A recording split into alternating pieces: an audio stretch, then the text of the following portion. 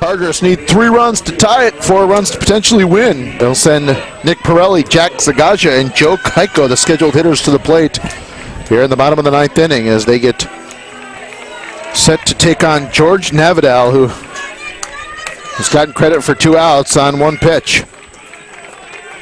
Induced an inning-ending double play to end the threat for New Haven back in the 8th. First pitch, fastball's outside and low, ball 1. And this is the time here. Again, you do have 4, 5, 6 up, so that obviously bodes well for New Haven here in the 9th, but you need 3 runs now. It's a crunch time here. That pitch outside, ball 2 to the hitter Nick Pirelli, who so far tonight is 0 for 3. Pair of flyouts and a strikeout. I got to give STAC a lot of credit, though, you know, for coming out here and, you know, getting those 4 unanswered runs, doing a great job. 2-0, that one's way past everyone. And it's 3-0. So Navadel, not exactly what you don't want to do, issue a potential leadoff walk here. Yeah, I mean, you know, lack of control from Navadel. That's something that you don't want to see here in the 9th inning. I mean, yeah, you are maintaining that 3-run lead right now, but that can evaporate in a hurry. 3-0 coming. Ball 4 high. Lost him on 4 straight pitches. So, Chargers get their leadoff man aboard, and it's exactly what Pirelli was set to do. And now here's Jack Zagaja, who does have one of the 4 Chargers hits tonight. The pitch is outside and high, ball 1. It's actually Zagaja's double is the only extra base hit of this game. Wow. For the Chargers, it's 1 double and 3 singles. Jeez. That speaks to the outing that Chris Cepeda had earlier. Yeah, it really does. I mean, Cepeda came out there and, you know, looked like he was maybe going to have a bit of a tough night with the first inning. But, you know, he did a great job to bounce through it, and he had a string of 1, 2, 3 innings, and like we said, 13 in a row, retired at one point. You know, 3 straight 1, 2, 3s. I mean, can't really get too much better than that. So just a really good outing for him overall. He ended up going 7 1/3. Now it's down to, you know, Navadel to finish the job here. Obviously, walking the first hitter and now going behind on the second hitter as well. I mean, you know, this is a really big situation for New Haven. They're not down yet. They still got, you know, this 9th inning here. Zagaja taking all the way, takes a strike, and we're even at 1-1. I think that's the right decision, although you know he's not going to want to offer another pitch out of the zone, but I think you got to make him throw a strike, and he does just that. 1-1 the count.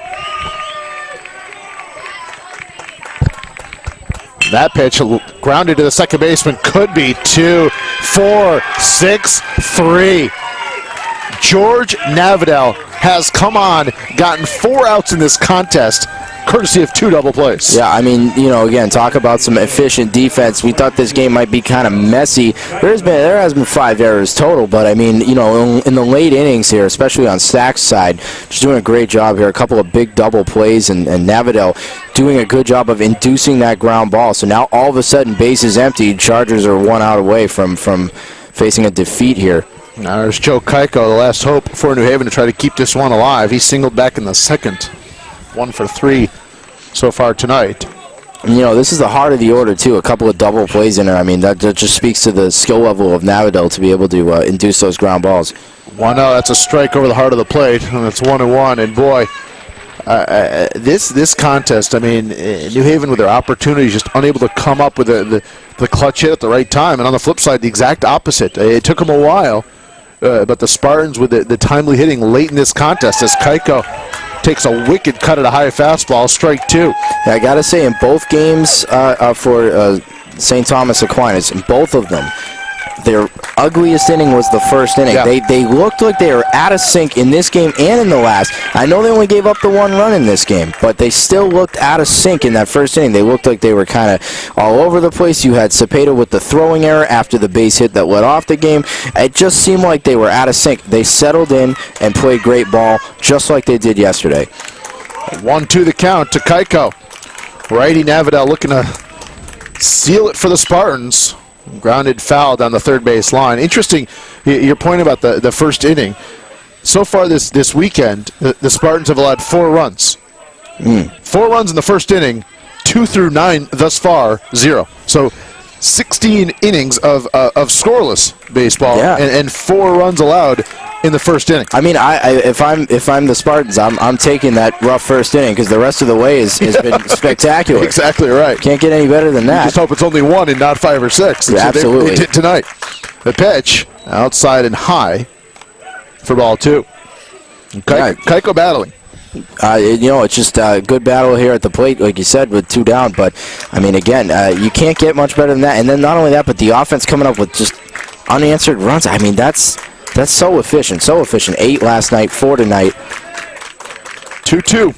2-way. We're in the bottom of the 9th. That one is popped up a mile high into very shallow center field. Shortstop Pena going back, and it makes the catch. And that's how the game comes to a close. The Spartans score 4 unanswered. Another come-from-behind win for St. Thomas Aquinas. And they advance once again with another victory here in this East Regional Tournament. 4-1 the final score. Navadel gets the job done as he gets out of the spot in the 8th on the double play. It gets the double play again in the 9th. And that will do it with the win. Congratulations to STAC. A program record 40th win here tonight in the second round of the NCAA East Regional. The winners bracket, call it what you will. They advance to take on Southern New Hampshire tomorrow night at 7 with the loss. New Haven falls to 31-12, and they will now get set to regroup and take on Felician, which did not play today, tomorrow at 3 o'clock. Yeah, and it certainly does stack up pretty well here for Felician. They will be awaiting New Haven, so that'll be interesting matchup to say the least. But the big one, obviously, coming tomorrow night at 7 o'clock.